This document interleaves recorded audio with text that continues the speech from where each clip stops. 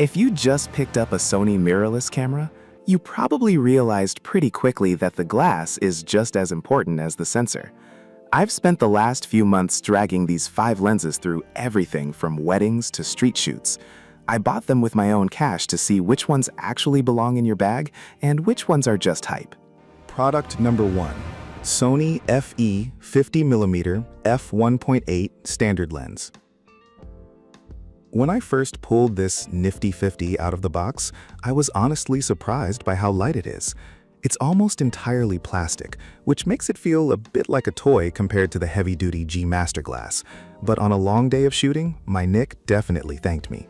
It's tiny enough to fit in a jacket pocket, which is a huge win for street photography. In the field, the f1.8 aperture is the real star here.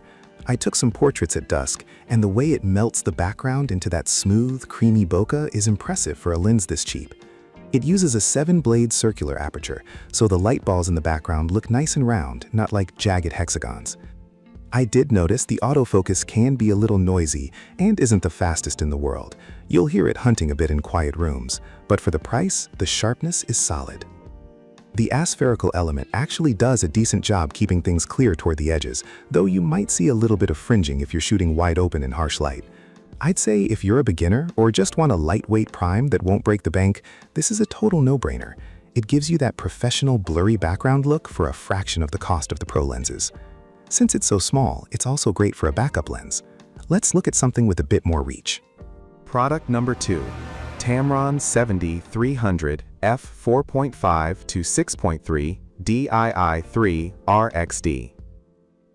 Telephoto lenses are usually massive, heavy pipes that I hate carrying, but this Tamron 70-300 is a different story. Picking it up, I couldn't believe it weighs as little as it does. It's easily the most portable telephoto I've used for the Sony E-mount system. It doesn't feel premium like a metal lens, but it feels sturdy enough to survive a hike. I took this to a local park to grab some shots of birds and athletes, and the image quality held up way better than I expected. With 15 elements packed inside, the photos came out crisp across most of the zoom range. The RXD motor is a lifesaver. It's silent and grabbed focus quickly without jittering, which is crucial when you're zoomed all the way in at 300mm. One thing I really appreciated was the moisture-resistant construction. I got caught in a light drizzle while shooting, and I didn't have to panic about the lens dying on me. It also has a surprisingly short minimum focus distance for a telephoto, so I could get some cool close-up detail shots of flowers without having to swap lenses. If you're into travel or outdoor sports, and you're tired of carrying a heavy tripod just to support your lens, this is the one to get. It makes long-distance shooting actually fun instead of a chore. Now, if you need something a bit more versatile for everyday shots, we should talk about its brother. Product number 3. Tamron 28-75mm f2.8 Di3 VXD G2. This is the second generation of this lens, and as soon as I gripped it, I could tell Tamron improved the texture. It feels more pro and less slippery than the old version. It's still relatively compact at under 5 inches, which makes my go-to walk-around lens when I don't know exactly what I'll be shooting. The big deal here is the VXD linear motor. When I tested this on some moving subjects, the autofocus was snappy and, more importantly, dead silent. I used it for a quick video project, and the focus transitions were buttery smooth. The f2.8 constant aperture is a lifesaver in low-light indoor settings, where a kit lens would just give you grainy junk. I also played around with the close-up performance. You can get as close as 7 inches at the wide end, which let me get some really stylized shots of food and products with a nice sense of scale. The fluorine coating on the front element is a nice touch too. I accidentally bumped it with my finger, and the smudge wiped right off without a struggle. If you're a wedding photographer or a vlogger who needs one lens that can do 90% of the work, this is the one I'd put my money on. It's a workhorse that punches way above its weight class. But what if you want the absolute best Sony makes in this range? Product number 4. Sony FE 2470 f2.8 G Master. This is the big gun. Holding the G Master, you immediately feel where your money went. It's heavy, dense, and feels like it's built to survive a war zone. It has a dedicated focus hold button and a manual/autofocus switch right on the barrel, which I found myself using way more than I thought I would during a portrait session. Performance-wise, it's hard to find a flaw. The direct drive supersonic wave motor is incredibly fast. I used this for some fast-paced event photography, and it never missed a beat. The XA and ED glass elements really do make a difference. The images have a certain pop and clarity that the cheaper zooms just can't quite replicate.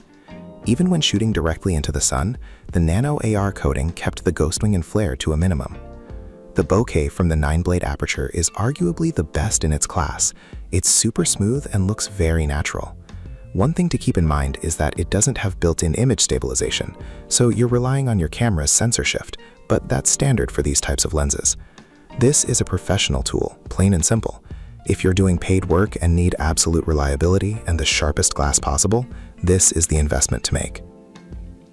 On the complete opposite end of the spectrum, I found a tiny wide-angle that surprised me. Product number 5, Viltrox 20mm f2.8 FE. This Viltrox 20mm is hilariously small. It weighs about 157 grams, which is basically nothing. When I mounted it on my camera, it felt more like a lens cap than a piece of glass. I spent a whole day vlogging and doing architecture shots with it, and I barely felt the weight on my wrist. For a budget wide angle, the autofocus is surprisingly quick. It supports ECF data, so your camera knows exactly what lens it's talking to, which helps with corrections in Lightroom later. I was worried about distortion. Wide lenses are famous for it, but the internal structure with 2 aspherical lenses does a great job keeping the lines of buildings looking straight. It's not as fast as an f1.4 or f1.8, but f2.8 is plenty for most daytime street photography or vlogging, where you want to show your surroundings. The minimum focus distance is about 6 inches, so you can get those cool, perspective-distorted shots of objects up close while still seeing the whole room behind them. If you're a travel content creator or someone who just wants to keep their setup as tiny as possible for hiking, this is a gem. It's cheap, sharp in the center, and doesn't get in the way. It's the perfect companion for a gimbal or a small travel tripod. Those are the 5 I've been putting through the ringer lately. Whether you need the pro-level G Master or a tiny Viltrox for your pocket, you really can't go wrong here. Make sure to check the links in the description for the current prices and some sample shots.